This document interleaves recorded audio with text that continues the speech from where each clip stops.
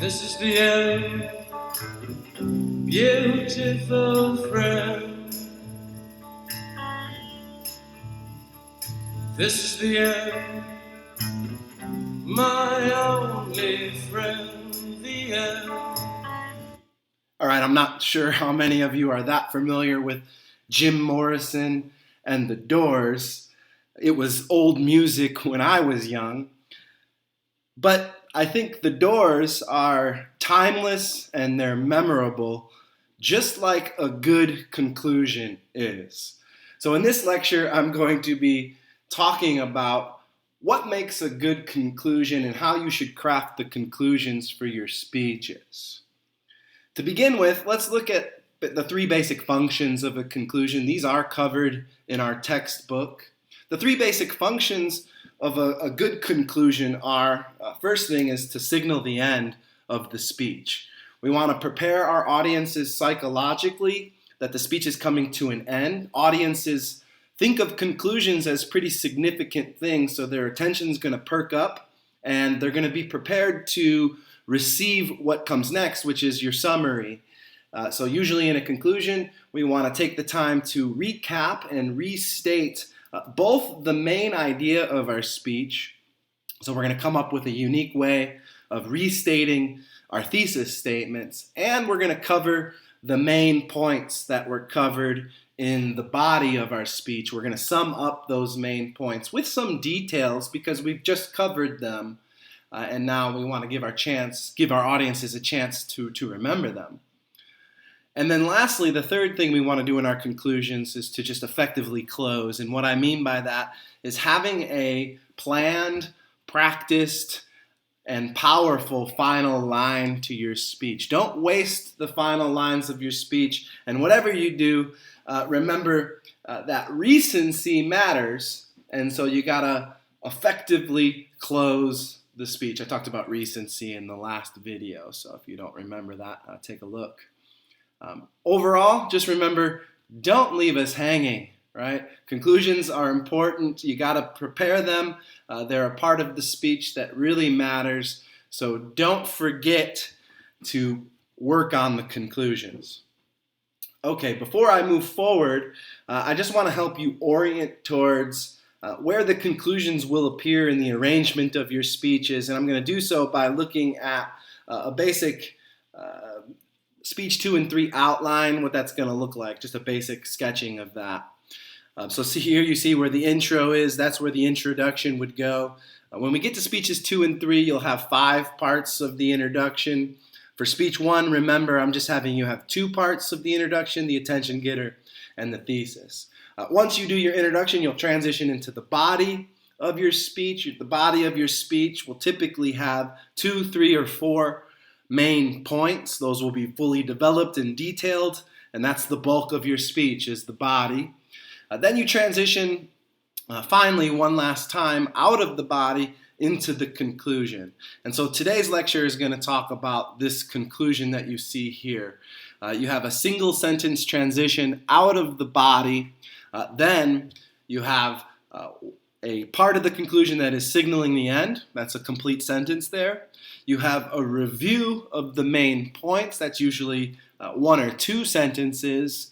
And then you have a final closing line or 2 sentences there in the third part of the conclusion. So when we get to outlining in speeches 2 and 3, that's where the conclusion that I'm talking about in this video will appear in the outline. All right, so let's begin with the first of our functions of a good conclusion, which is to signal the end. And this can be done in multiple ways. It can be done verbally and non-verbally. When we're talking about non-verbal here, we're talking about using the voice, using the different characteristics of voice and body to signal to the audience that the speech is coming to an end. The most effective and easiest way to do this is to pause after you transition just before the signaling of the end. So taking a moment, taking a longer pause than you might in other parts of the speech. That's a pretty good signal right there to the audience. The other ways of signaling non-verbally include using some gestures, signaling with your facial expressions, the tone of your voice. your eye contact or your use of eyes. Even your breath can be used to signal the end of the speech, taking a kind of deep breath there during the pause.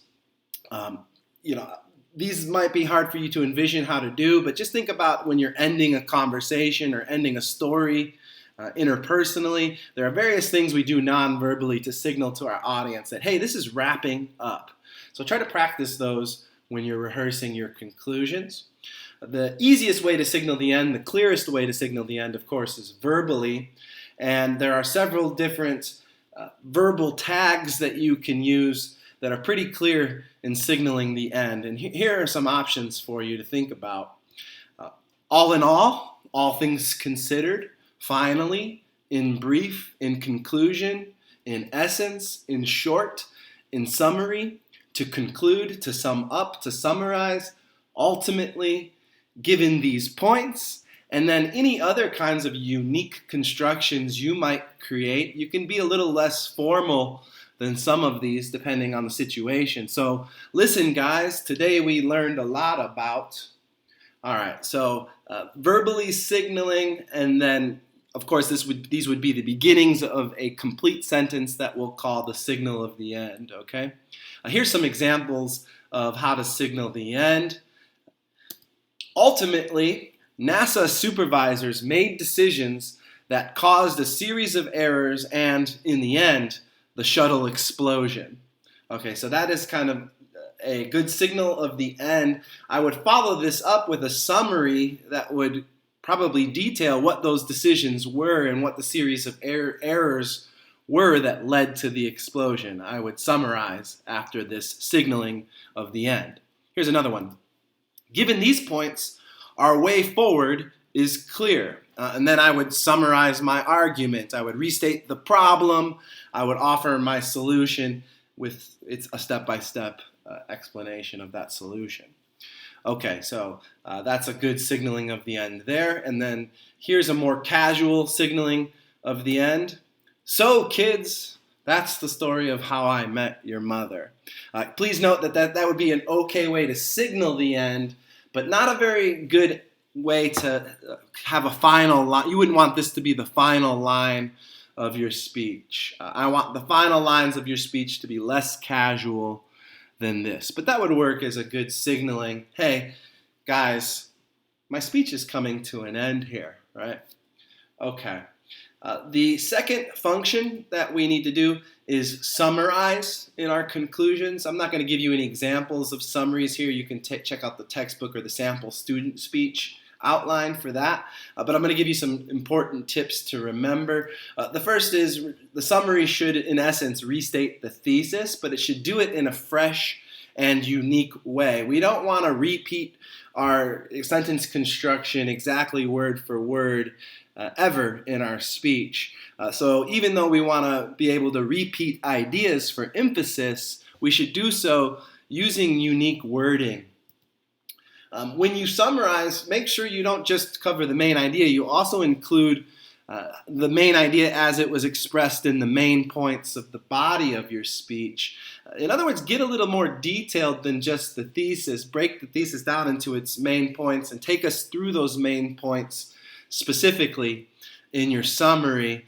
Be consciously detailed. What I mean by this is, so you start your speech, you state the thesis and you preview the main points in the introduction. Then in the body, you state each of the main points and you explain them in some detail.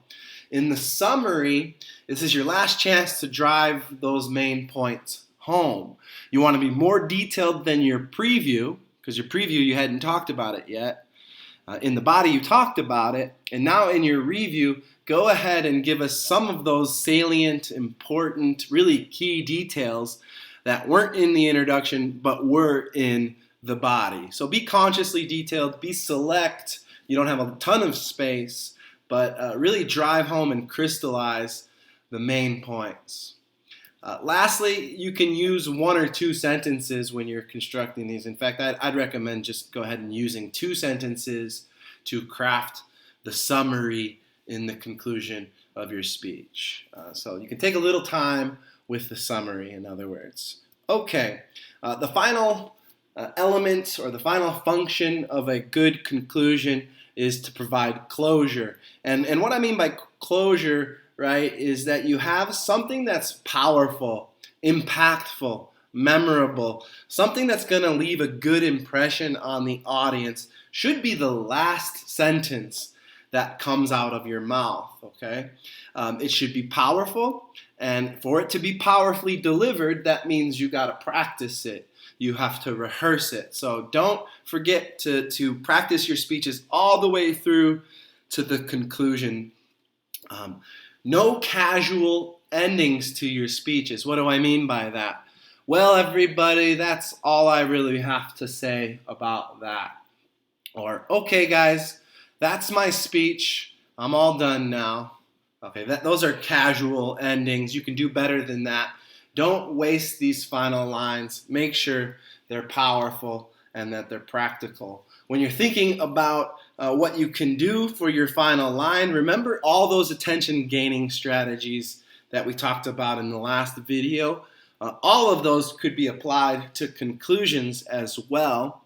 And also there's a technique that I call bookending that's kind of popular, where the conclusion, the final line of the speech, calls back to or bookends the attention getter, right? So you tell a story in the beginning, and then you reference that story in the end. Or you tell the setup to a joke in the attention getter, and you give us the punchline in the conclusion, right?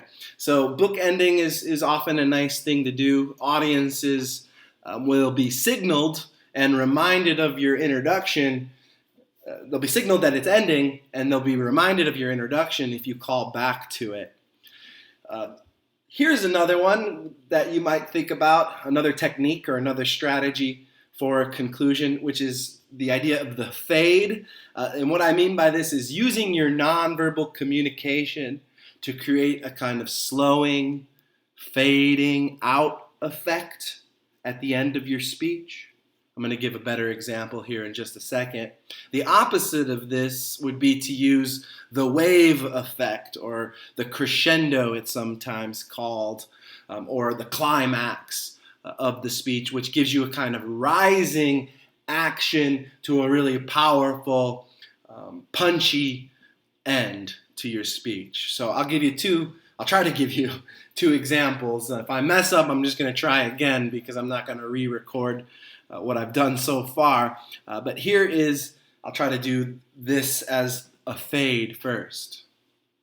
In the next few days, remember, be kind to yourself and never forget that no one can control your emotions, your choices, and your destiny like you can. Okay, so that's the fade, right? And I tried to exaggerate that a little bit. It took up a bit of time, and you'll see the wave version will go faster. So here's now me trying to do this using a crescendo or a wave for a more powerful ending. In the next few days, remember to be kind to yourself and never forget that no one can control your emotions, your choices, and your destiny like you can. Okay, so a little dramatic, but it got there. And both of those indicated with my nonverbal use of rate, tone, volume, they indicated that the speech was coming to an end, and they created a bit of drama.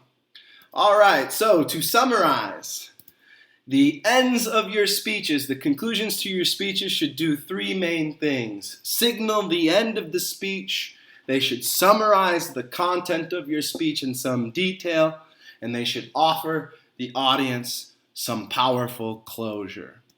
As the classic rock star Neil Young sings in his song, Hey, Hey, My, it's better to burn out than it is to fade away. Well, I don't know that that's true, but I know that so much does depend on a good conclusion.